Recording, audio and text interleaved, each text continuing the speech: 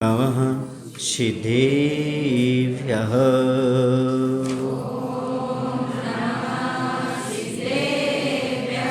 ॐ नमः सिद्धेभ्यः।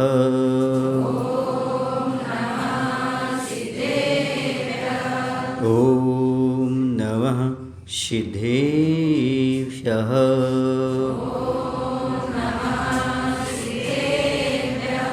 धर्मः सर्वे सुखाकरो हितकरो धर्मं बुधान् चिन्वते धर्मेणैव समाप्यते सुखं धर्माय तस्मै नमः धर्माय तस्मै नमः।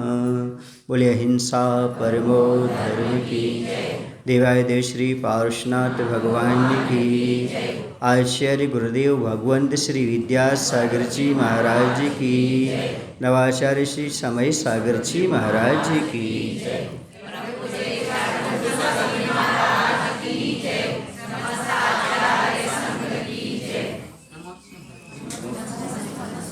कल 345 पृष्ठ पर 245 है ना, हाँ 245 पृष्ठ पर आचार्य भगवंत कह रहे थे कि मैं यथाकार बनना चाहता हूँ, व्यथाकार नहीं, और मैं तथाकार बनना चाहता हूँ, कथाकार नहीं। इसका अर्थ कल अच्छी तरह समझा जाता। क्या समझा था कि मैं ज्ञाता दृष्टा जैसा मेरा स्वरूप है उस स्वरूप को मैं प्राप्त करना चाहता हूँ। मैं संसार में नहीं फंसना चाहता हूँ, संसार के प्रपंच से मैं दूर रहना चाहता हूँ। और संसार का प्रपंच जो होता है वो 5 पापों से होता है और पंच पंचायत से होता है। इसमें नहीं फंसना हमें पंच परमेष्टि की आराधना करना है और 5 महाव्रत का पालन करना है। इससे गृहस्थों को भी शिक्षा यही लेना चाहिए, हमें संसार में समाज में प्रपंच में नहीं पड़ना, हमें मात्र आत्म कल्याण की ओर ध्यान देना है। ऐसे तो हम कई बार राजा महाराजा बन चुके, बहुत सारे पदों को प्राप्त कर चुके। इन पदों को प्राप्त करने से कुछ नहीं होता। राज समाज महा अग कारण बैर बरावण हारा। ये राज समाज आदि होते ना जी, ये अघ माने पाप के कारण होते हैं। क्योंकि जैसा एक मुखिया होता है तो जैसे समाज में कार्य होते हैं तो मुखिया को भी उसका अंश लगता है। अच्छे कार्य हों तो लगता है, बुरा कार्य हो तो लगता है। जैसे राजा है, देश में अच्छा कार्य होगा तो पुण्य लगेगा और बुरा कार्य होगा तो पाप लगेगा। और अधिकांश क्या होता है संसार में, पुण्य कम होता है, क्या होता है, पाप ज़्यादा होता है। इसलिए कहा राज समाज महाअघ कारण बैर बरावण हरा। इसमें बैर ही बढ़ते हैं, बैर विरोधी बनते हैं। देख लेना आप, कभी आप किसी कमेटी में कहीं के अध्यक्ष आदि बन के देख लेना, आपको कितने दुश्मन बनते हैं। आपकी विरोधी पार्टी तत्काल खड़ी हो जाएगी। आप कहीं भी अध्यक्ष बनोगे, मंत्री बनोगे, चाहे राजनीति क्षेत्र में जाओ, चाहे धर्म के क्षेत्र में जाओ, जहाँ भी आप जाओगे वहाँ पर कहीं ना कहीं पर आपके दुश्मन खड़े हो जाएंगे। जब तक आप कमेटी में नहीं थे तब तक खींचातानी नहीं थी। जैसे कमेटी में आओगे खींचातानी प्रारंभ हो जाएगी। बोलो क्यों? क्योंकि संस्था चलाना सहज बात नहीं होती। संस्था चलाना बहुत कठिन काम होता है और सबको संतुष्ट करना सबके बस की बात नहीं होती। बड़ा बनना सरल नहीं है। बड़ा जानते आप लोग? बड़ा खाया आपने कभी? बड़ा क्या बोलते आप लोग? बड़ा बोलते ना। खाया कैसे बनता बड़ा? आटे से नहीं बनता, दाल से बनता है। किससे बनता है? पहले दाल को फुलाना पड़ता है। दाल को क्या करते हैं? पहले फुलाते हैं। फुलाने के बाद क्या करते हैं? पीसते हैं। बड़ा बनने की प्रक्रिया क्या है? पहले फुला देते लोग, पद दे करके बड़ा बना करके फुला देते हैं, फूल जाते हैं। फिर हर एक व्यक्ति क्या करता है? उसको पीसता है। पीसने के बाद क्या करते हैं? मिर्ची, तीखट, क्या बोलते हैं आप लोग? हाँ, मिर्ची डालते उसमें, नमक नहीं डालते। अभी गड़बड़ हो जाएगा। अभी तूने बड़ा नहीं बनाया क्या? अकेला क्या डालेंगे? अभी मिर्ची डालेंगे और जो मसाला डालना डाल देंगे। उसके बाद उसको लेकर के गोल करके और किस में डाल देंगे, कढ़ाई में डाल देंगे। देखो तो पहले तो रग रग में मिर्ची भरी, अब तेल भर रहे, समझ रहे ना। ये मिर्ची और तेल और गरम ये सब सहन करने के बाद क्या बनता है, बड़ा बनता है। बनना बड़ा, उसके बाद क्या होता है आपको पता है, नमक के पानी में डाल देते हैं, क्योंकि दही खाओगे तो द्विदल हो जाएगा। जैन दर्शन में दही के साथ दाल खाने पर द्विदल होता है, जिसमें असंख्यात जीवों की उत्पत्ति होती है। इसी दही के साथ दाल का मिश्रण नहीं होना चाहिए। दाल मिल जाने पर दही में जीव नहीं होते। जैसे उसको आप लेकर के मुख में रखोगे तो लार का संबंध होगा, असंख्यात जीवों की उत्पत्ति हो जाएगी। इसी दही के साथ दाल जो लेते हैं वो द्विदल कहलाता है। बेसन की चीज़, चना की दाल की चीज़ जो खाते हैं, इसलिए कहते ना कि उसको खटाई में मत डालना कि द्विदल हो जाएगा। समझ में आ रहा है आप लोग। पक्षपात की कटाई में यदि कोई बड़ा आदमी गया तो द्विदल हो जाते, समाज में 2 दल हो जाते हैं। कितने दल हो जाते हैं, एक दल हमारा, एक दल तुम्हारा, और तीसरा निर्दलीय भी खड़ा हो जाता है। होता कि नहीं होता। तो बढ़ना कितना कठिन है, जितना कि आप बड़ा खाते हो। बड़े बन गए कोई दिक्कत नहीं, बड़े बनने के बाद क्या नहीं जाना, द्विदल नहीं बनना। समाज में क्या दल नहीं बनाना, 2 दल नहीं बनाना। तो आपका बड़ा बनना बहुत सार्थक है। इसकी आवाज़ थोड़ी खोल सकते हो, तभी सार्थक है जीवन में। जब आप द्विदल से बच के चलो, दही से बच के चलो, तो आपका काम बड़े, खटाई में नहीं जाना, पक्षपात में नहीं जाना, तो आपका काम अच्छी तरह से बन सकता है। तो यहाँ पर यही कहा जाए, इस लेखनी की भी यही कही भावना है। अभी भावना किनकी थी, लेखक की थी। ये आचार्य ने अब लेखनी क्या कह रही है, लेखनी बोलती है, इस लेखनी की भी यही भावना है, कृति रहे, संस्कृति रहे, आगामी असीम काल तक जागृत जीवित अजित सहज प्रकृति का वह संगार श्रीकार मनहर आकार ले, जिसमें आकृत होता है, करता ना रहे वह विश्व के सम्मुख कभी भी। करता ना रहे विश्व के सम्मुख कभी भी, विषम विकृति का वह क्षारदार संसार अहंकार का हुंकार से जिसमें जागृत होता है, और हित सौ पर का यह निश्चित निराकृत होता है। बहुत अच्छी बात कही आचार्य जी ने। हम काम तो करें लेकिन नाम ना चाहें। कुछ लोग क्या होते हैं, नाम में ही संतुष्ट हो जाते हैं। नाम में संतुष्ट नहीं, नाम के साथ क्या होना चाहिए, काम होना चाहिए। काम हो जाएगा तो नाम तो अपने आप हो जाएगा। धर्म की प्रभावना करने के लिए अपने नाम की आवश्यकता नहीं करती। याद रखो, धर्म की प्रभावना हो, क्या हो, यही हमारी भावना हो। धर्म की प्रभावना हो, यही हमारी भावना हो, और सबके प्रति हमारी सद्भावना हो। हम जो भी कार्य करें अपने नाम के लिए ना करें, धर्म की प्रभावना होना चाहिए, धर्म का नाम होना चाहिए। तो ये आपका बड़ा होना अपने आप में बड़प्पन का महत्व है। बड़ा आदमी वो नहीं होता जो बड़ा होता है, बड़ा आदमी वो होता है जो छोटे से छोटे व्यक्ति का भी मान रखता है, उसे साथ लेकर चलता है, वो सबसे बड़ा होता है। बड़प्पन उसी के अंदर होता है जो अपना नाम नहीं चाहता, फिर भी समाज उसका नाम प्रस्तावित करती है कि भाई ये व्यक्ति बहुत अच्छे हैं, इनको बड़ा बनाया जाए, इन्हें उचित स्थान पर रखा जाए। तो बड़प्पन किस में है, अपने आप को बड़ा बनाने में नहीं, बड़प्पन उसमें है कि हम छोटे से छोटे व्यक्ति का भी ख्याल रख सकें, तभी अपना बड़प्पन सिद्ध हो सकता है, सार्थक हो सकता है। देखो जी, इतने बड़े जिनालय बनाए गए, ये इसमें किसका नाम लिखा हुआ है, किसने बनाया जिनालय, आपको पता है? कलबस्ती किसने बनाई, पता आपको?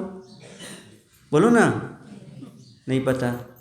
खजुराहो का मंदिर, जिस राजा ने, जिस परिवार ने खजुराहो का मंदिर बनाया, वहाँ जाकर के प्रशस्ति देखना आप, वहाँ क्या लिखा हुआ है।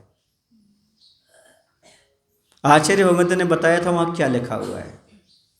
इतना विशाल मंदिर बनाने के बाद वहाँ लिखा हुआ है, जो व्यक्ति इस मंदिर का जीर्णोद्धार कराएगा, जो व्यक्ति इस मंदिर का जीर्णोद्धार कराएगा, रख रखाव कराएगा, मैं उसके दासों का भी दास रहूँगा। यह है बड़प्पन। पूरा मंदिर का निर्माण कर दिया, लेकिन क्या कहा, जिसको आगे संभालेगा, व्यवस्था करेगा, मैं उसके दासों का भी दास रहूँगा। इसे कहते हैं हमें संस्कृति बचाए रखना है, कृति बचाए रखना है। हमारा नाम हमें आवश्यक नहीं है। अजर अमर बना रहे, वर्षों तक जिन धर्म जयवंत रहे, ये संस्कृति जयवंत रहे, ऐसी भावना रख कर के बुजुर्गों ने मंदिर का निर्माण किया है। और हम इस मंदिर का रख रखाव करें, यही हमारा धर्म बनता है। समझ में आ रहा है? जैसे आप लड़ते लड़ते स्वयं बिखर रहे हो ना, वैसे ही आपके नगर के मंदिर ही बिखर रहे हैं। क्या कर रहे हैं? तो ऐसा बिखराव नहीं, जो हमारा संरक्षण दिया हुआ है उसका संरक्षण करने का प्रयास करो। विचार करो, पहले के लोगों ने दान नहीं किया होता, उदार हृदय नहीं रखा होता, तो कितने बड़े बड़े मंदिर होते आज। बताओ आप, उदारता तो कहीं ना कहीं व्यक्त करना पड़ेगी, कहीं ना कहीं विशाल हृदय तो रखना पड़ेगा, तभी तो कहीं जाकर के इतने बड़े बड़े विशाल विशाल मंदिरों का निर्माण होता है, तीर्थों का निर्माण होता है। ये धर्म की प्रभावना नहीं है क्या? आज साधु वहाँ रह रहे हैं, वो जीव जहाँ भी होगा, इतने लोगों को मुनिराज धर्म ध्यान करा रहे हैं, उसका छट्टांश उसके पल्ले पहुँच रहा होगा। उस जीव ने यह कार्य किया है। समझ में आ रहा है? ये सहज काम नहीं है। जिंदगी में क्या किया आपने?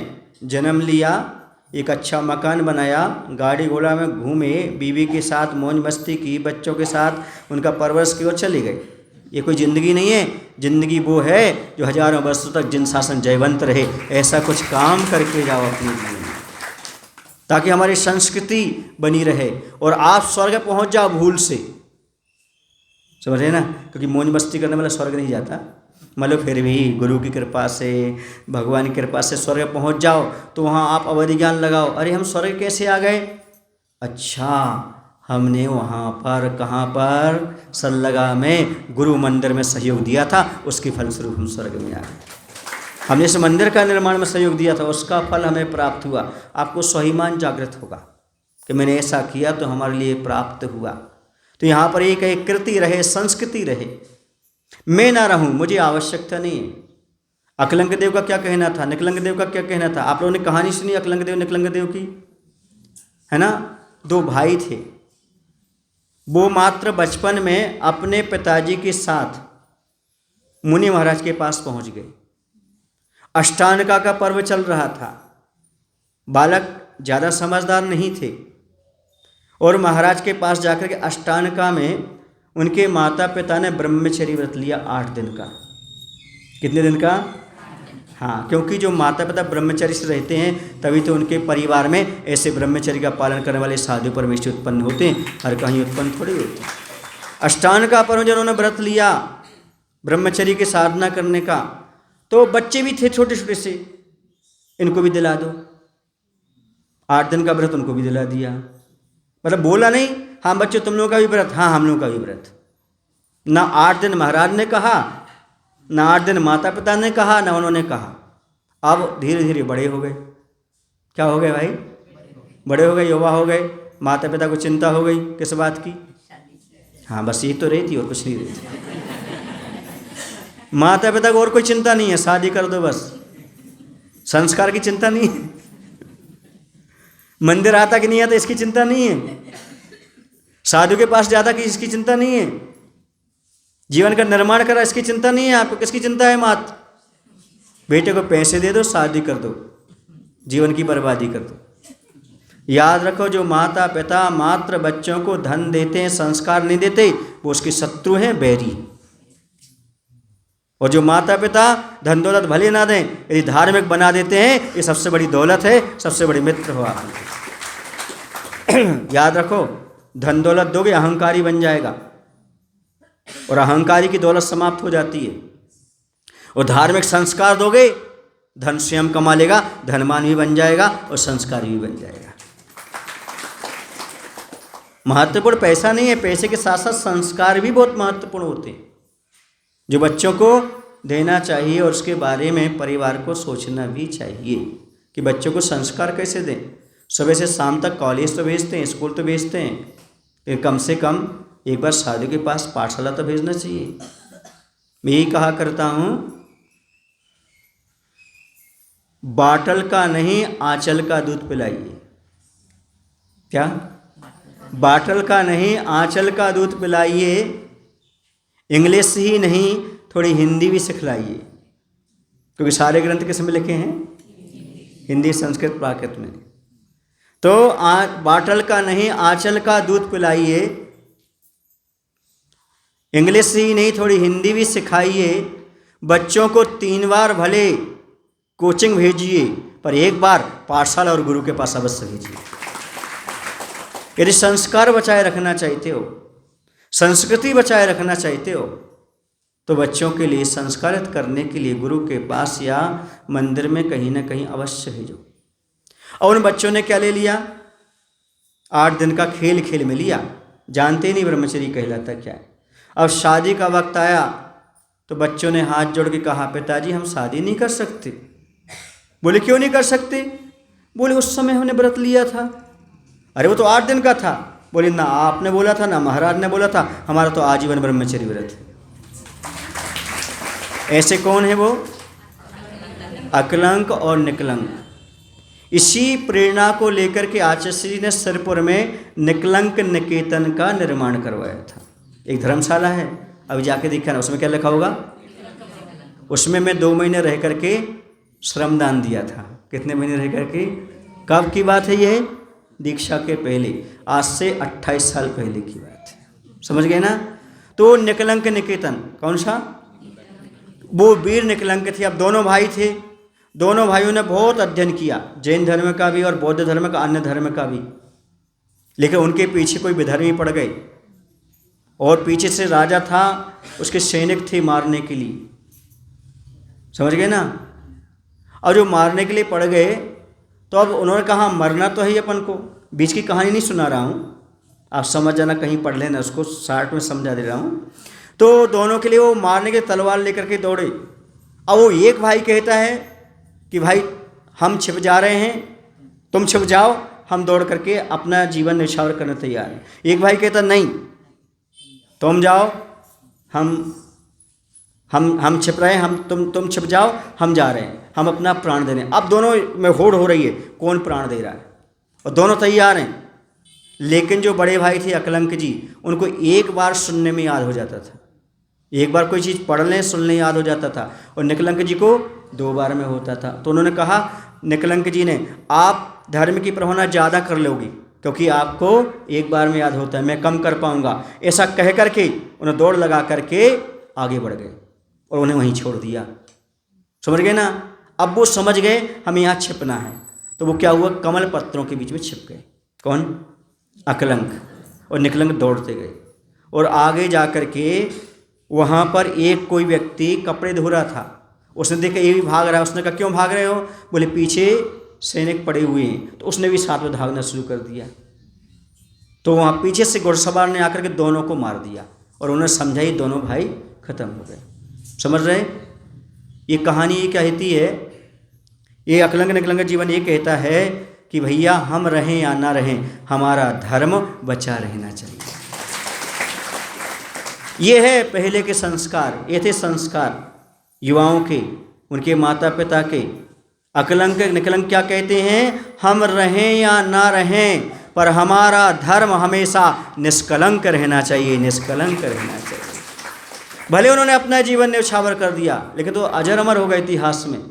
कौन?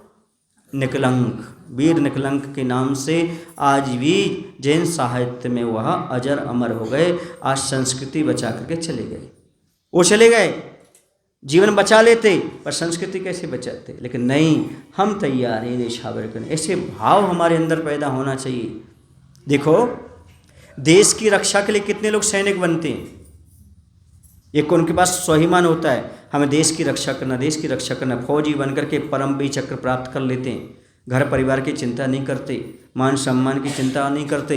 इसी प्रकार से जो सच्चे श्रावक साधु होते हैं, वो धर्म के लिए परमवीर चक्र प्राप्त कर लेते हैं, धर्म की रक्षा के लिए सब कुछ निभाना। हमें नहीं चाहिए कुछ, हमारा धर्म बचा रहे, हमारी समाज बची रहे, हमारी समाज की एकता अखंडित रहे। कभी खंडित ना हो, ऐसा भाव हमारे अंदर।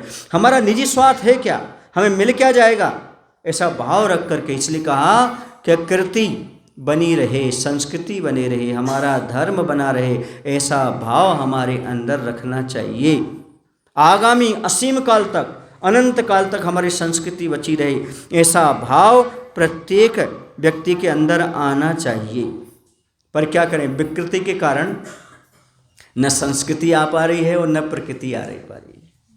विकृति को छोड़ो, जो हमारे अंदर विकृति और बाहर से विकृति आई है, काम, क्रोध, लोभ, ये सारी विकृतियां हैं। और बाहर से जो खान पान में विकृतियां हैं उनको त्याग करो, संस्कृति को अपनाओ। जब संस्कृति को अपनाओगे, जब प्रकृति अर्थात धर्म की तभी रक्षा कर पाओगे।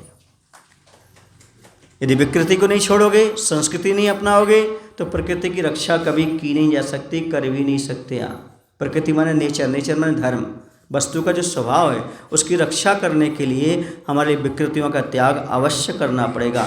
निजी स्वार्थ का थोड़ा बहुत त्याग तो करना ही पड़ेगा। सबसे कठिन तपस्या है स्वार्थ त्याग की कठिन तपस्या। आपको आता तो सब है, बताने की जरूरत नहीं है। तो निजी स्वार्थ का त्याग बहुत जरूरी है, व्यक्तिगत स्वार्थ का त्याग करना बहुत जरूरी है। हम ये न सोचें हमें क्या मिला है, ये सोचें हमने किया क्या है अर्पण। हम ये न सोचें हमें क्या मिला है, हमने क्या अर्पण किया, ये सोचो। ये महत्वपूर्ण है, क्योंकि हमें क्या मिला है हमारे लिए उसका फल नहीं मिलना, जो हमने अर्पण किया है उसका फल मिलना है। फल चाहते हो तो अर्पण के भाव, समर्पण के भाव अपने जीवन में रखो। हमें क्या मिल रहा है ये मत सोचो, क्योंकि दुनिया तुम्हें नहीं देगी, तुम्हारा पुण्य तुम्हें देगा, और भगवान की कृपा ऐसी रहेगी आपको सब कुछ प्राप्त होता चला जाएगा, अपने आप प्राप्त होगा, मांगने की जरूरत नहीं है। एक दिन हमने कहा था ना, कहाँ कहा था, ध्यान नहीं आ रहा, यहीं कहा था सदलगा में, जो प्रभु और गुरु की भक्ति करते हैं पागलों की तरह, उन पर प्रभु और गुरु की कृपा बरसती है बादलों की तरह। करो तो आपके लिए फल उसका तत्काल प्राप्त होता चला जाएगा। आप ये मत सोचो कि हमें कौन क्या देगा, ये क्या देगा, बेकारी क्या भीख देगा। बेकारी जितनी मांगी है ना दुनिया से, उसी में से आधा देगा। एक दिन मैं दृष्टांत दिया था ना, बेकारी से नहीं मांगा जाता, भगवान के सामने जाओ सब कुछ प्राप्त हो जाता, और वह मांगने की आवश्यकता पड़ती नहीं है। और इस प्रकार की यहाँ पर घटना घटी है। तो याद रखो, बसंत ऋतु आती है तो पतझड़ में भी हरियाली आ जाती है। क्या आ जाती है? तो जो बसंत होता है वह क्या करता है, प्रकृति में हरियाली भरता है। और एक संत वो होता है जो समाज में और संस्कृति में हरियाली भरता है। समाज के आने पर, साधु के आने पर समाज में हरियाली आ जाए, खुशहाली आ जाए। जैसे आज सदलगा में हरियाली खुशहाली नज़र आ रही, सब लोग यहाँ बैठ करके धर्म ध्यान कर रहे हैं, यही तो खुशहाली है। नहीं लगा आपको खुशहाली आई सदलगा में? तो जो प्रकृति में रंग भरने का काम किसका है? बसंत का। और संस्कृति में रंग भरने का काम किसका है? संत का। संत के माध्यम से संस्कृति चलती है, आगे बढ़ती है, वरना समाज तो सो जाए। सुप्त क्यों हो जाते हैं आप लोग? 10-10 साल तक चतुर्मास नहीं मिलते तो चेतना सुप्त हो जाती है, और जब चतुर्मास मिलने लगते हैं पुनः चेतना झकझोर करके उठ जाती है और अपने काम में लग जाती है। उसके बाद भी ना जागो तो दुर्भाग्य। जब तक आपको जगाने वाला नहीं मिल रहा कोई बात नहीं, लेकिन जगाने वाला मिलता है तो आपको जागने की आवश्यकता है। मैं पूछना चाहता हूँ, जिसके पीछे आप जीवन भर लगे हुए हो, किसके पीछे लगे? पैसे के पीछे कि पुण्य के पीछे? किसके पीछे लगे हो जीवन भर? सुबह से लेकर शाम तक किसके पीछे? बताओ, पीछे किसके पीछे लगे हो सुबह से लेकर शाम तक? पैसे के पीछे। अच्छा ये बताओ, आप पूरा जीवन देकर कितना पैसा कमा सकते हो? बोलो, हैं? बताओ, अनुमान तो लगाओ। तो सदलगा में बैठ के कितना कमा सकते हो? कितने करोड़? 1 अरब? हैं? चलो मान लिया मैंने, आपने अपने जीवन में 1 अरब रुपया कमा लिया पूरा जीवन दे करके। अब अंत समय आ गया, अब 1 अरब दे करके 1 पल खरीद सकते हो? हैं? क्या कह रहा हूँ? पूरा जीवन दे करके आपने कितना? 1 अरब कमाया। अब पूरे जीवन का समय तुमने जो दिया, अब 1 अरब दे करके 1 पल खरीद सकते हो क्या? तो बहुमूल्य क्या हुआ? समय के पैसा। अब ध्यान रखो, आपको बचाएगा तो पैसा नहीं बचाएगा, तुम्हारा पुण्य ही बचाएगा। जो तुमने 10 दिन किया, 5 दिन किया, पर्यूषण में कहीं भूल भाल के आ गए आप, वही आपको बचाने वाला है। आप चाहो और कोई बचा ले आपको, संभव नहीं है कि आपको बचा सके, आपके 1 पल भी लौटा सके। उस समय आपने जो धार्मिक संस्कार रखे होंगे वही आपको काम में आएंगे। साधु के पास आएंगे तो आपको याद रहेगा, भैया चलो हमें अब अंत समय साधु के पास जाना है, थोड़ा अपन 12 भावना सुन लेंगे उनके मुख से संबोधन, तो हमारा कल्याण हो जाएगा। अंत भला तो सब भला, इसलिए बैठे सबके अंत में देख लेंगे अपन, अभी कुछ नहीं करना है। ये तो कहा जाता है अंत भला जब होगा जब जीवन भर थोड़ा भला किया होगा, जब नहीं किया तो कैसे आएगा? अभी आपने मंदिर गए होंगे, माला फेरी होगी, भावना पड़ी होगी, तब जाकर के आगे अंत समय से भाव होते, वरना नहीं होते। एक गांव में चातुर्मास चल रहा था हमारा, वहाँ पर एक ब्रह्मचारिणी बहन थी। उन्होंने कहा महाराज जी हमारे परिवार के एक चाचा जी हैं, वो पता नहीं कितने दिन के मेहमान हैं, उनको गाल में कैंसर है, आप उनको संबोधन दे दो। हमने कहा चलो भाई चलते हैं, बाधा क्या है। लेकिन हमने उनसे पूछा वो मंदिर आते हैं? उन्होंने कहीं मुनि को दान दिया है? सुन रहे हो आप? नहीं महाराज जी, उनको बचपन से रुचि नहीं रही। चलो भाई चलते हैं। गए, उनके सामने गए, हमने उनको संबोधन दिया, नमोकर्मण सुनाया, उनको आकुलता होने लगी। नमोकर्मण सुनते क्या होने लगी उनको? आकुलता। मैंने पूछा भाई आपको अच्छा नहीं लग रहा? बोले नहीं। क्या बोले वो? हमें अच्छा नहीं लग रहा महाराज जी। तो हमने कहा क्या करते हो? बोले अब जैसी जिंदगी निकल जाएगी, मरने को है, गले में कैंसर है, जाना है, और क्या कह रहा है जैसा है सो निकल जाएगा। और परिवार के बोले महाराज ये गाली देते, अभी भी गाली देता है। मतलब जब संस्कार तुम्हारी बचपन से नहीं है तो मरते समय भी संस्कार नहीं आने वाले। जैसी गति वैसी मति, उस जीव ने दुर्गति का बंद कर लिया, तभी तो साधु और नवकर्ण पसंद नहीं आ रहे। मैं कहता हूँ ये सब तुम्हारे साथ ना हो, अभी से संस्कार डालना शुरू करो,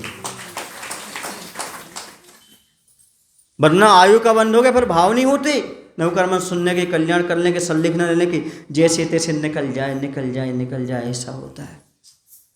इसलिए आज कुछ ना कुछ संस्कार अपने जीवन में डालो ताकि आपका अगला भाव अच्छा बन सके और आपके परिवार के गर्व से कह सकें कि हमारे पिताजी संलेखना पूर्वक मरण करके कल्याण करके गए हैं। अच्छा, यहाँ पर कितने लोग हैं जो स्वाभिमानी हैं? अभिमानी नहीं पूछ रहा हूँ, कितने लोग हैं जो यहाँ पर स्वाभिमानी हैं? जरा हाथ ऊपर करना। 1, क्या नाम, विक्रांत। 2, 3, बस 3 लोग स्वाभिमानी दिख रहे हैं, बस कोई स्वाभिमानी नहीं लग रहे हैं यहाँ पर।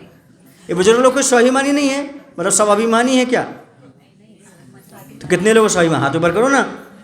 दुखी क्यों होते हैं, तो घबरा क्यों रहे? कोई हम कोई मार रहा है क्या, पकड़ रहा है क्या आपको? पूछ रहा हूँ मैं, कितने स्वाभिमानी है? जरा हाथ ऊपर करो। अब उठने लगे थोड़े थोड़े हाथ स्वाभिमानी। अच्छा ये बताओ, स्वाभिमानी वो होता है जो सब कुछ खो दे, सब कुछ खो दे, समझ रहे ना, पर कभी किसी के सामने दीनहीन नहीं होता, और कोई घर से निकाले उससे पहले घर से निकल जाता है, समझ रहे ना। और स्वाभिमानी हो तो आपके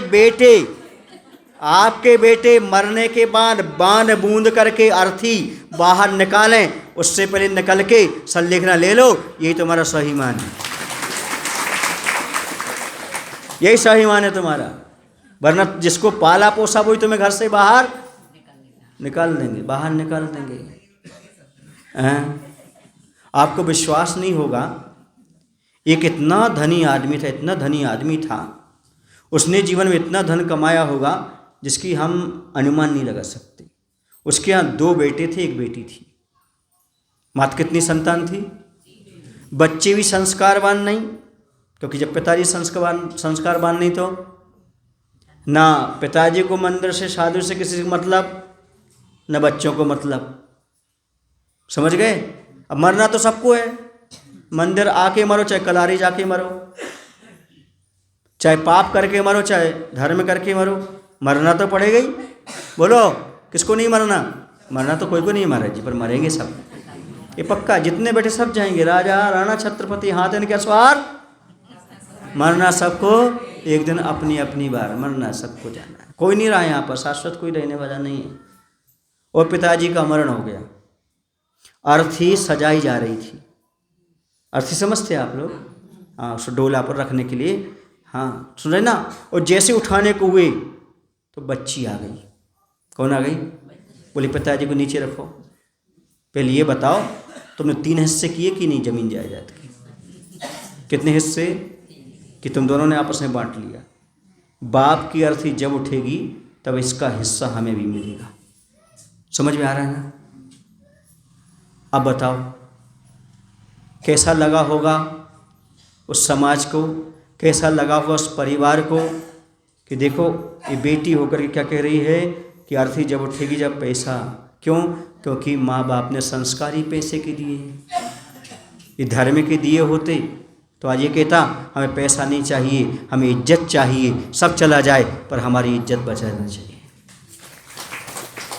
ऐसी नौबत आपके घर में तो नहीं आएगी, मगर हमने कमाया ही नहीं, बात करता। विचार करो, सोचो ये संसार कैसा है, किस रूप में है। आप जैसे संस्कार डालोगे वैसे संस्कार उनके अंदर आएंगे, और आप ऐसे संस्कार डालो जिसके माध्यम से आपका अंतिम संस्कार अच्छा हो सके। वरना बहुत सारे लोग हैं जो बुजुर्ग होने के बाद पछताते हैं। कुछ लोग तो ये कहते हैं महाराज जी आप पहले क्यों नहीं मिल गए? हम कहने कहा कि पहले में तो क्या करते? बोले हम मुनि बन जाते। हमने कहा इन युवकों को तो मिले हैं, ये क्या कर रहे हैं? क्या मुनि बन गए क्या? बाद में पछताने से क्या होता है? अब पछताए होत का जब चिड़िया चुग गई खेत, समय पाए किया नहीं आत्म हित हेत। समय आते चेत जाओ, समय आते जाग जाओ। किस चीज़ में तुम फूले हो, किस चीज़ में तुम्हें अहंकार है कि हम ऐसा प्राप्त कर लेंगे, ऐसा प्राप्त कर लेंगे? कुछ ही प्राप्त नहीं होने वाला आपको। सब पुण्याधीन है, कर्माधीन है। संसार का जितना भी सुख है, पद है, ये सब कर्म के अधीन है। आप कितना भी चाहो पुरुषार्थ कर लो नहीं मिलेगा यदि तुम्हारे कर्म में नहीं है तो। कितना भी चुनाव लड़ लो एमएलए नहीं बन पाओगे, मेली और हो जाओगे। कितना पुरुषार्थ कर लेना, क्या चाहिए तुम्हें साथ में? पुण्य चाहिए। पुण्य के बिना कुछ भी नहीं। अंगूठा छाप भी एमएलए है, बोलो ना। और पढ़ा लिखा क्या है? उसके असिस्टेंट बन के घूम रहा है। ये पुण्य की बलहारी है, ये धर्म की बलहारी, धर्म का प्रताप है। आप यदि दरिद्र परिवार में उत्पन्न हुए तो समझना पूर्व भाव में दान नहीं किया था, इसलिए गरीब परिवार में उत्पन्न हुए हो। और यदि अमीर परिवार में उत्पन्न हुए तो समझो पूर्व भाव में हमने दान दिया था, इसलिए हम अमीरी से भी निकाल रहे समय। बजाओ ताली बजाना अच्छे से अच्छे। गरीब हो क्या तुम? गरीब हो तुम लोग। अब लेकिन क्या करना? गरीब हो तो दान करो, अमीर हो तो दान करो। क्यों? आगे गरीब बनना कि अमीर बनना? हाँ, अरे अमीर बनोगे धर्म अच्छे सब कुछ कर लोगे। गरीब में बेचारा पेट नहीं पाल पाता, पूरा 24 घंटे उसी में लगा रहता है। उसके यहाँ आहार होते हैं, वो गाड़ी चलाने चला जाता है। क्या करे? आजीविका का सवाल है। थोड़ा पैसा होता है तो आदमी धर्म भी कर लेता और अपना आजीविका का काम भी कर लेता है। बोलो गलत करे सही कह रहे? आपके इस साइड जो है ना बहुत सारी गरीब इसलिए व्यक्ति धर्म नहीं करना चाहता, दान नहीं देना चाहता। पहले मध्य प्रदेश में भी ऐसी स्थिति थी कि जब आचार्य भगवंत तो वहाँ पर रहे, साधु संत रहे, लोगों ने दान दिया, धर्म किया। आज सबसे बड़ी बोलियाँ वहाँ पर लेने लगे हैं, दान करने लगे हैं, सब होने लगा। मात्र खेत में जाने से, मात्र दुकान पर बैठने से पैसा आता है ऐसा मत मान के चलो। क्योंकि आमने सामने 2 दुकानें हैं, एक साथ सामान है पर एक जगह ग्राहक ज़्यादा एक जगह कम है। क्या कारण? एक जगह पुण्य, एक जगह पुण्य नहीं है। 2 खेत हैं, एक इस तरफ खेत एक इस तरफ, इसमें अच्छी फसल आई इसमें नहीं आई। कारण क्या है? पाप पुण्य का फेल है। ये समझो हमारे साथ पुरुषार्थ के साथ कोई ना कोई जुड़ी हुई है जो पुण्य चीज़ है, उसको समझने का प्रयास करो। ये बहुत महत्वपूर्ण है। जिसको समझ लेता है वो यहाँ वहाँ की चीज़ में ना पड़ के अपना काम करता रहता है। और हमें क्या करना है? कल्याण करना है, धर्म करना है, पुण्य करना है। हमें समाज से, दुनिया से जो नाटक हो रहे हैं ना, उनमें नहीं फंसना हमें। और जो धर्म ध्यान कर रहे हैं उनके साथ रहना है, जो कल्याण कर रहे हैं उनके साथ रहना है। जिनको कल्याण नहीं करना उनसे हमें दूर हाथ जोड़ लो भैया। क्यों? क्योंकि वो क्या करेंगे? लड़ाएंगे भिड़ाएंगे, यही काम करेंगे। क्योंकि नारद वहाँ भी थे, नारद यहाँ भी है, शकुनी वहाँ भी, शकुनी यहाँ भी है, मंत्रा वहाँ भी थी, यहाँ भी। सब जगह मिलने वाले, ऐसा नहीं कि नहीं है। हम उनकी बातों में नहीं आना, हमें क्या करना है? कल्याण करना है। समझ गए ना? अच्छा ये बताओ, महाराज की बातें अच्छी कि दुनिया की बातें अच्छी? पर मानोगे कौन की? दुनिया की कि महाराज की? अच्छे बताओ, आज तक तुम दुनिया की बातें मानी, क्या प्रॉफिट हुआ? क्या मिला आपको? तो एक बार कुंतुसार की बात मान लो, देखो क्या होता है। एक बार खेल लो जुआ, यही जुआ खेल लो। हमने बहुत वहाँ पर बर्बाद किया, सबकी बातें मानी, सबकी बातें मानी, और हाथ सलाई में जीरो। अब एक बार किसकी बात मानो? जिनवाणी की बात मानो, गुरु की बात मानो। फिर यदि आपको प्रॉफिट ना मिले तो चलिए दुनिया में। तो मुझे गारंटी, एक बार हमारी बात मान लोगे, दुनिया की बातें पसंद ही नहीं आएंगी आपको, ये मैं गारंटी देता हूँ। एक बार स्वीकार कर लो जनवाणी को, दोबारा फिर तुम्हें जनवाणी पसंद आएगी ही नहीं आएगी। क्योंकि आपको उसका प्रॉफिट, उसका लाभ और उसकी शांति अपने आप आपको उपलब्ध होती चली जाएगी। आपको लगेगा हम अभी तक तो भटक रहे थे, कहाँ पड़े थे। मैं बेंगलोर चातुर्मास किया, सारे के सारे लोग एजुकेटेड थे, एक भी नहीं कोई सीए है, कोई इंजीनियर है, कोई कुछ है, कोई अपने अपने पदों पर।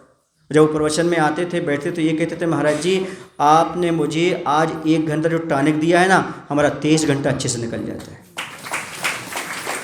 जो इंटरेस्ट रहता है, टेंशन रहता, तनाव रहता ऑफिस का, परिवार का, वो 1 घंटे यहाँ बैठने से अपने आप दूर हो जाता है। क्यों? क्योंकि यहाँ पर वो विशेष पुण्य वर्गणाएँ मिलती हैं।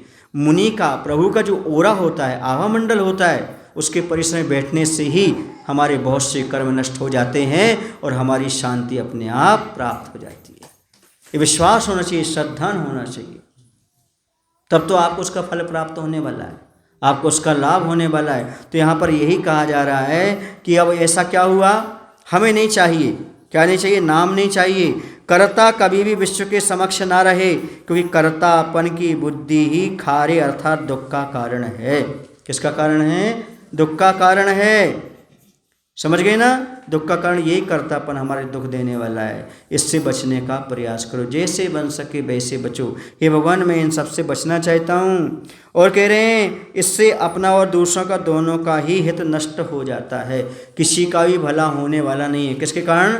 जो कर्तापन की बुद्धि लेकर के हम चल रहे हैं, इससे ना तो आज तक किसी का भला हुआ है और न कभी आगे किसी का भला हो सकता है।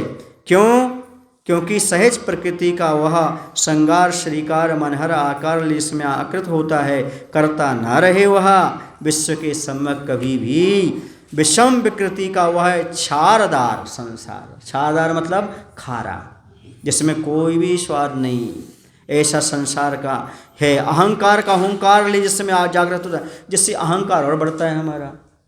हमारा नाम होगा तो अहंकार और बढ़ेगा, हमें कुछ लाभ मिलने वाला नहीं है। जैसे जैसे हमारा नाम होता है, हमने एक दिन बताया था ना, कल ही बताया था कि जब व्यक्ति के कोई मान सम्मान मिलता है ना, तो घर में सो कर के गद्दे पर नींद नहीं आती उसको, आज हमें माला पहनाई गई, और दूर से को ना पहनाई जाए, अपने को और पहनाई, फिर देखो आनंद आता है।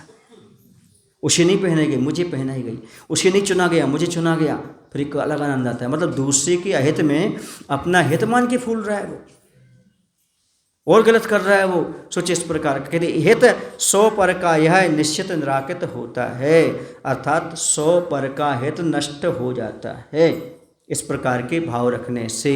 इसलिए जैसे बने वैसे हमारे लिए इससे बचना है। संसार कैसा है? छार भरा, छार माने खारे पानी की तरह। आचस लिखा है, छार छार भरे है भरा रहित सार संसार, मोह उदय से लग रहा सरस सार संसार।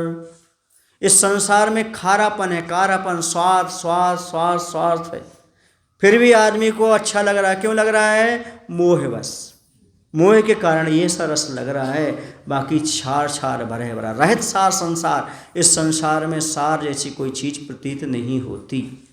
समझ गए ना?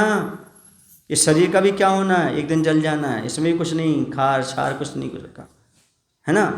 देखो लकड़ी होती है, लकड़ी जलती है तो कोयला बन जाती है, कोयला जलता है तो राख बन जाता है, और शरीर जलता है तो काय का राख बन जाता है। काय काम में आती है? काम में आती राख क्या? लकड़ी जल कोयला भई, लकड़ी जल कोयला भई, कोयला जल भय राख, और जा काया ऐसी जली, कोयला भई ने राख। क्या? लकड़ी जल गई तो कोयला काम में आता ना। कोयला, कोयला जानते ना, काला काला, क्या बोलते हैं आप लोग? कोशक, हाँ जो भी जाना, उससे फिर राख हो गई। राख भी काम में आती बर्तन मांजने के। आपकी शरीर की राख किस काम में आई? इसलिए जीते जी कुछ कर लो। इस शरीर भी कोई काम का नहीं है, इस शरीर से कुछ ऐसा काम ले लो। लकड़ी भी काम में आती है, कोयला भी काम में आती है, हमारा शरीर किस काम में आता है? नहीं महाराज जी हम तो अजर अमर हैं, हमें मरना ही नहीं है ना। ऐसा सोच मत रखो, ऐसा भाव मत रखो। क्योंकि दो पंक्तियां और सुना देता हूँ आपको। रोगी मरे वैद्य मरे। जो बीमार थे ना, रोगी बीमार, उसका वैद्य इलाज कर रहे थे, तो दुनिया में देखा रोगी मरे, और जिनके इलाज करने वाले थे वे वैद्य ही मरे। और मरे जलावनहार, जो जलावे गए थे ना वो भी एकदम वही मर गए, है ना। देखन हारे बे मरे, ज्यों कहते हो संसार। क्या हुआ? रोगी मरे, वैद्य मरे, मरे जलावन हार, देखन हारे बे मरे, ज्यों कहते हो संसार। संसार फिर भी ज्यों कहते हैं, संसार में कोई परिवर्तन नहीं है। रोगी थे, उनकी आयु समाप्त हुई वो चले गए। वैद्य थे, उनकी आयु समाप्त हुई वो चले गए। जो जलाने गए थे, बोलो ना, उनको भी जाना चले गए। और जो देख रहे थे, क्योंकि संसार ज्यों कहते हैं, समझ रहे ना आप। तो देखो आप शाश्वत रहने वाले नहीं हो, क्योंकि जितना समय आपको मिला हुआ है उसका कुछ ना कुछ अच्छे अंश में उपयोग करने का प्रयास करो। ये जो दुनिया की चीज़ें हैं वो पुण्य पर आधारित है। पुण्य होगा तो मिलेंगी। तुम्हारे कुढ़ने से, रोने से, चिल्लाने से, चीखने से, ईर्ष्या रखने से, अहंकार करने से कभी कुछ भी प्राप्त होने वाला नहीं है। इसलिए जैसा जितना समय हमें मिला है उसे अपने किसमें सदुपयोग में करना चाहिए। आज इंद्र का पुरुषार्थ सीमा छू रहा है, दाहिने हाथ से धनुष की डोर को दाहिने कान तक पूरा खींच कर निरंतर छोड़े जा रहे, तीखे सूची मुखी बाणों से छिदे जा रहे, भिदे जा रहे, विद्रूप विदीर्ण हो रहे हैं बादल दलों के। बदन सब बर मरमर शो हो आई, स्थिति उनकी दयनीय सी गति रुलाई आती है। जहाँ देखें वहाँ भूकड़ ही भूकड़, थोड़े से ही शेष हैं जलकण। यही कारण है कि सागर ने फिर से प्रेरित किए जल भरे लबालब बादल दल, और साथ ही साथ आगे क्या करना यह भी सूचित किया है। यहाँ पर प्रकृति का वर्णन चल रहा है। जो हम प्रसंग आपके सामने लाए हैं, घड़ा नीचे रखे हुए हैं, है ना, और ऊपर बादल बरस रहे हैं। तो जो जमीन से कण थे वह स्वाभिमान के कारण ऊपर जा रहे हैं अपनी धरती माँ की रक्षा के लिए। और अब क्या हो रहा है, सारा का सारे पानी सोख लिया किन्होंने? उन्होंने, भूकणों ने। अब वहाँ पर क्या हुआ, जब इसका काम नहीं चलता दिखा तो इंद्र आ गया। कौन आ गया? इंद्रधनुष। इंद्रधनुष तो वहाँ पर ही बाण छोड़ रहा है, कल्पना से किया जा रहा है। इंद्र भी धरती माँ के स्वाभिमान की रक्षा के लिए। तो और पानी समाप्त हो गया, क्योंकि जब इंद्रधनुष आ जाता है तो पानी अपने आप रुक जाता है। पानी रुकने के बाद आता ना, इस तरफ थोड़ा सूर्य की किरणें आ जाती हैं, बीच में पानी रहता है और सब इंद्रधनुष का निर्माण हो जाता है आकाश में। ऐसी स्थिति हो गई। तो अब सागर ने फिर से, सागर से पानी फिर आना शुरू हो रहा है। क्यों? क्योंकि उसकी सेना कमज़ोर पड़ रही है। सूचित भावानुसार तुरंत बादलों ने बिजली का उत्पादन किया। क्रोध से भरी बिजली कौंधने लगी, सबकी आंखें ऐसी बंद हो गईं, चिपक गई हों गोंद किससे कहीं। जब बिजली चमकती ना, बिजली कड़कती है ऊपर आसमान में, तब कैसा लगता? डर लगता, भय लगता, गड़गड़ गड़गड़ गड़गड़ की आवाज़ आती है। उस समय ऐसी स्थिति हो गई है।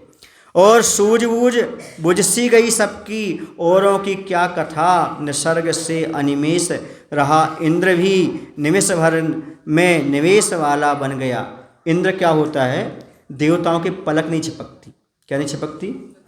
ये नेत्र की पलक नहीं झपकती, उससे भी झपकी आ गई, मतलब उसके भी झलकने लगे। इतना खतरनाक ये अतिशयोक्ति वर्णन चल रहा है कि उसको भी भय लगने लगा। किसको? इंद्र को भी। इस प्रकार की वहाँ पर भयानक स्थिति हो गई, यानी इंद्र की आंखें भी बार बार पलक मारने लगीं। तभी इंद्र ने आवेश में आकर अमोघ अस्त्र वज्र निकालकर बादलों पर फेंका। एक यहाँ पर आपको काम की बात बता रहे हैं। बहुत सारे लोग ऐसे होते जो कहते हैं हमें देवी देवता परेशान कर रहे हैं। कौन परेशान कर रहे हैं? किसी को भूत आ गया, चिल्लाने लगते ना, और बाल फैला करके ऐसे करके करने लगते हैं। तो ये पहचान है। यदि किसी के अंदर देव प्रवेश किया है या ऊपर से देवता ने उसको कुछ किया है, तो उसकी पलक नहीं झपकेगी। क्या नहीं झपकेगी? पलक नहीं झपकेगी उसकी, जिसको देवता ने परेशान किया है। समझ गए ना? सो वो जानते हैं, तो वो क्या करते रहते हैं? ऐसे ऐसे हिलाते रहते हैं ताकि आप देख ही ना पाओ कि हमने कब पलक झपका ली। समझ गए? ये परीक्षण है। क्या है? जो आपको कोई बुद्धू बनाए ना कि देवी देवता हमें ऐसा परेशान कर रहे, वैसे करते, ऐसा करते, तो समझ लेना उसकी पलक झपक रही कि नहीं झपक रही। देख लेना, ये झपका रहा तो एक देना गाल पर, बुद्धू मत बना। इस देवी देवता हमने कई देखे। समझ गए? और दूसरी बात, एक परीक्षण बता दिया। दूसरा परीक्षण, उसकी अगली जोर से दबाना। क्या करना है ना? यदि वो उसके बाद ही बना रहे तो समझना है, और ना बना रहे तो समझना नहीं है। तीसरा परीक्षण आपको बता रहा हूँ, किसी को देवी देवता परेशान कर रहे हो तो उसके तरीके हम आपको बता दे रहे हैं। उससे पूछना, क्यों भाई तुम्हें क्या चाहिए? वो कहेगा हमें ये चीज़ चाहिए। फिर दोबारा पूछना, भाई आपको क्या चाहिए? यदि उसने कह दिया वो चीज़ चाहिए तो समझना देवता नहीं, एक गाल पर देना। बोलो क्यों? क्योंकि देवता एक बार को दोबारा नहीं बोलते। क्या नहीं बोलते? जो आपने एक बात पूछी ना, रिपीट, वो बता दिया उसने, तो समझ ले देवता ने ये बुद्धू बना रहा है अपन को। ये 3 परीक्षण। कितने परीक्षण? पहला परीक्षण, आँख झपक रही है, पलक झपक रही है तो समझो देवता नहीं है, ठीक है ना। दूसरा, अगली दबाने पर चीखे चल रहा है तो समझना देवता नहीं है। और चौथा, उससे प्रश्न करना, उसी का वही रिपीट जवाब दे तो समझना देवता नहीं है। समझ गए ना? हाँ, ये बहुत सारे लोग बुद्धू बनाते हैं, 99%। कितने परसेंट? पर हमारे सामने नहीं बना पाएंगे क्योंकि हमें सबका परीक्षण है। देवता कैसे होते, क्या व्यवस्था होती, सारे जानते हैं। तो हमें क्या नहीं बना सकते? बुद्धू। पूछो हमें कोई बुद्धू क्यों नहीं बना सकता? पूछो ना, क्योंकि हम पहले से बुद्धू हैं। तो कौन बनाएगा? इस मामले में हम पहले से बुद्धू हैं, हमें कोई बनाने वाला नहीं है, हम सब जानते हैं। तो इस प्रकार के देवता का भी पलक झपकने लगा। बात आ गई, इसी प्रसंग से बता रहा हूँ। देवताओं की पलक नहीं झपकती, अनिमेष रहते हैं, अपलक रहते हैं। भगवान को 1000 नेत्र बना करके दर्शन करते हैं। कितने नेत्र बना करके? 1000 नेत्र बना करके विक्रिया के माध्यम से और भगवान के दर्शन करते हैं। तुम्हारे पास कितने नेत्र हैं? उन्हीं से देख लो अच्छे से भगवान को। और वो सौधर्मिंद क्या कहता है? अहो भाग, आज मेरे 100 नेत्र सफल हो गए, 1000 नेत्र बनाना आज मेरे सफल हो गए, आज मेरी विक्रिया सफल हो गई क्योंकि मैंने बीतराग भगवान के दर्शन कर लिए। कौन कहता है ऐसा? देवता। आप देवता से बड़े तो नहीं हो ना? तो प्रतिदिन भगवान को अपलक देखा करो, 5 मिनट निहारा करो, दर्शन किया करो, अपने जीवन में कुछ परिवर्तन आएगा। समझ में आया? हमने बताया था, कुछ लोग कहते हैं महाराज पता नहीं आज सुबह से हमने किसका मुंह देख लिया इसलिए हमारा दिन खराब हो रहा है। तो मैं कहता हूँ सुबह से भगवान को और गुरु का मुख देखो, तुम्हारा दिन खराब जाएगा ही नहीं, दिन ही खराब नहीं जाएगा, क्योंकि आपने भगवान का और गुरु का मुख देख करके अपना काम प्रारंभ किया है। समझ गए ना? तो इंद्र की आंखें भी इस प्रकार के पलक झपकने लगे, तो उसने भी अमोघ अस्त्र वज्र निकाल करके बादलों पर फेंका। वज्र जो होता है ना, बिजली से भी नहीं टूटता। किससे नहीं टूटता? बिजली से। इसे वज्र शस्त्र फेंक दिया। वज्राघात से आहत हो मेघों के मुख से आह ध्वनि निकली, जिसे सुनते ही सौर मंडल बहरा हो गया। वहाँ पर वज्र फेंकते क्या हुआ, बादल तितर बितर हो गए। वहाँ पर आह निकली, रावण की भांति चीखना, मेघों का रोना, वह अपशकुन सिद्ध हुआ सागर के लिए। और आग उगलती बिजली की आंखों में, भूरी भूरी धूलि कण घुस घुस कर दुस्सह दुख देने लगे। आपको पता है रावण का पहले क्या नाम था? रावण का पहले क्या नाम था? उसका नाम था दशानन। क्या नाम था? दशानन नाम था। रावण बाद में पड़ा है रोने के कारण। किसके कारण? ये कथा हम आपको कल सुनाएंगे। पद्म पुराण के अनुसार दशानन का नाम रावण क्यों पड़ा, ये कहानी जरूर सुनना। यदि वो सुन लगे तो हो सकता है आपकी श्रद्धा भक्ति थोड़ी सी और बढ़ जाए धर्म के प्रति। और उसका नाम दशानन क्यों पड़ा? उसके 10 मुख नहीं थे, बल्कि एक हार था। कैसा था? हार, जिसकी यक्ष रक्षा करते थे। उसने अपने हाथ से हार को खींच लिया था दशानन ने। उसके 10 उसमें हार में उसके 10 मुख दिखे थे। मुख माने आनन, आनन माने होता मुख, और 10 मुख दिखे तो दशानन नाम हो गया उसका। क्या नाम हो गया उसका? नाम दशानन। ऐसे रावण कब वह रोया था और कब उसका नाम रावण पड़ा था, ये हम आपको कल कहानी बताएंगे। समझ गए ना कि आखिरकार उसका नाम रावण क्यों पड़ा? उसका नाम पहले क्या था? दशानन नाम था। और रावण की क्या प्रक्रिया थी, कैसी भक्ति थी, रावण कैसा राजनीतिक था और कैसा क्या परिणाम था, ये आपको कल में समझ में आएगा। रावण का पुतला जलाने से कुछ नहीं होगा। जो आपके अंदर रावण है ना, उसको जलाने का प्रयास करो। रावण बहुत धार्मिक था, बस एक गलती के कारण ऐसा हुआ उसके जीवन में। वह स्वयं कहता है कि मैंने ये गलती की, और उसका नियोग भी रहता है नारायण प्रतिनारायण के द्वारा इस प्रकार का घात चलता रहता है। समझ गए ना? जितने भी नारायण प्रतिनारायण हुए हैं, लक्ष्मण जी हुए हैं नारायण और रावण हुआ प्रतिनारायण, तो एक के द्वारा एक का वध होता है। इस प्रकार का आगम मिलता है, नारायण के द्वारा प्रतिनारायण का वध होता है। निमित्त मिलते हैं ऐसे, वो तो निमित्त मिला। क्या मिला? हकीकत तो ये है। लेकिन वह कितना राजनीतिक था, कितना ज्ञानी था, और उसने क्या किया और क्यों रोया, वो क्या कारण था, ये कल आपको हम समझाएंगे, बताएंगे। बोले महावीर भगवान की, आचार्य विद्यासागर जी महाराज की। बोले हे प्रभु, हम सभी को इतनी शक्ति, इतनी बुद्धि देने की कृपा करो, ताकि हम अपने जीवन में कुछ ऐसा काम कर जाएं जिससे पीढ़ियाँ भी याद रखें और हम भी स्वर्ग आदि में पहुँच करके अवधि ज्ञान से जान सकें, तो हमें खुशी हो कि हमने अपने जीवन में कुछ किया था। मनुष्य पर्याय निरर्थक नहीं गई। नमो शिव प्रभु।